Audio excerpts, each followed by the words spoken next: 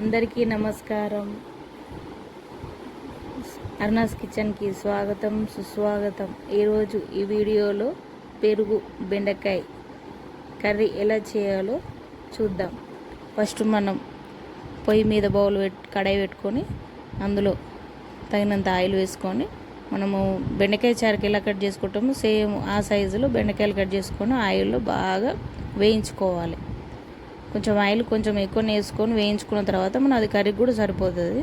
ఈ బెండకాయ కర్రీ పెరుగు బెండకాయ కర్రీ చాలా టేస్టీగా ఉంటుంది. ఒకసారి ట్రై చేసి తప్పకుండా చూడండి, చాలా టేస్టీగా ఉంటుంది. అవి మంచిగా మొత్తం మనకు బాగా వేగిపోవాలి. మళ్ళీ దానికి పెరుగు బెండకాయ కావాల్సినవి ఉల్లిగడ్డ, పచ్చిమిర్చి, టమాటా, పెరుగు వేసుకొని పక్కకు పెట్టుకోవాలి. అవి అప్పటి వరకు మనం ఈ బెండకాయలు బాగా నూనెలో వేయించుకోవాలి, బ్రౌన్ కలర్ వచ్చే వరకు. మనకు బెండకాయలు సప్పగా ఉండకుండా కొంచెం ఒక స్పూన్ ఉప్పు వేసుకొని నూనెలో బాగా వేయించుకోవాలి. అవి మంచిగా బ్రౌన్ కలర్ రావాలి. బ్రౌన్ కలర్ వచ్చే వరకు మనం వేయించుకుంటూనే ఉండాలి. అవి అలా మొత్తం బ్రౌన్ బాగా మొత్తం వేగి ఇట్లా మంచిగా ఫ్రై టైపు కావాలి.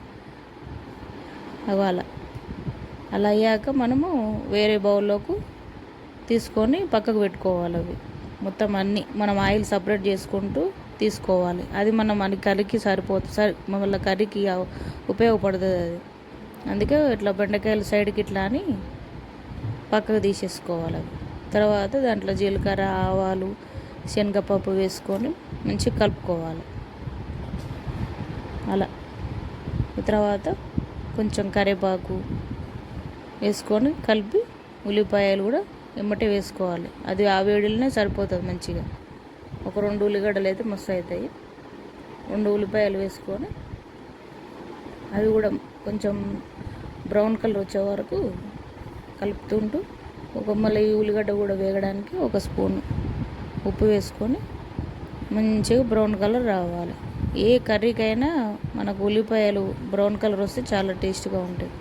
అవి కొంచెం బ్రౌన్ కలర్ రాగానే మనము పసుపు, కొంచెం అల్లం వెల్లుల్లి పేస్టు, ఒక స్పూన్ అల్లం వెల్లుల్లి పేస్టు వేసుకొని అవి కూడా మంచిగా కలుపుకోవాలి. అవి బాగా కలిసేటట్టు కలుపుకొని మనకు ఉల్లిగడ్డకు మొత్తం బాగా పట్టుకోవాలి.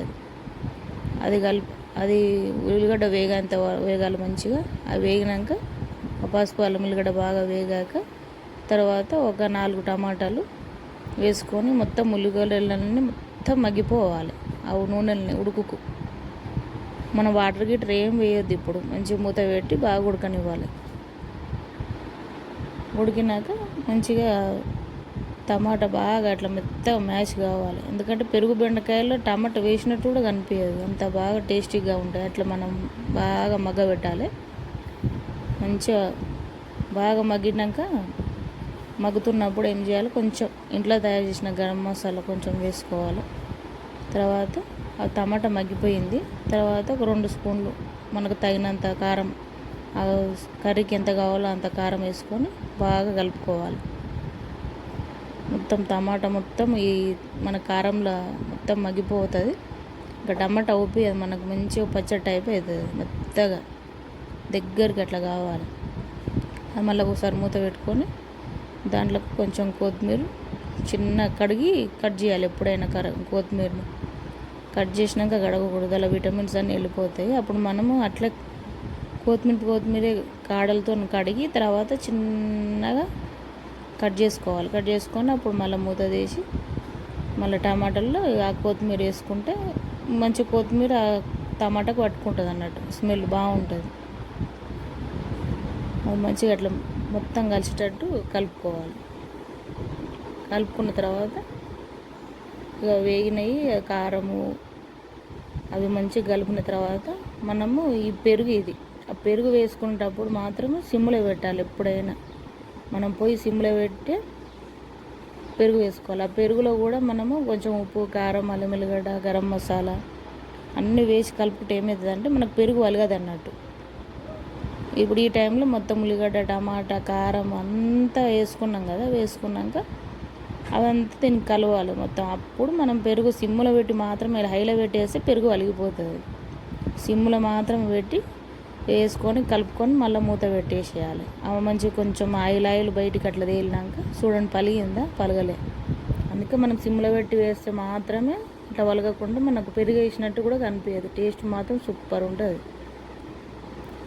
అది మూత పెట్టుకొని మళ్ళీ ఒకసారి మంచిగా పెరుగు కలిపి మళ్ళీ ఆ పెరుగు అంతా మొత్తం ఉల్లిగడ్డ టమాటా మొత్తం పట్టిన తర్వాత మనం పెరుగును సిమ్లో పెట్టి మంచిగా కలుపుకోవాలి.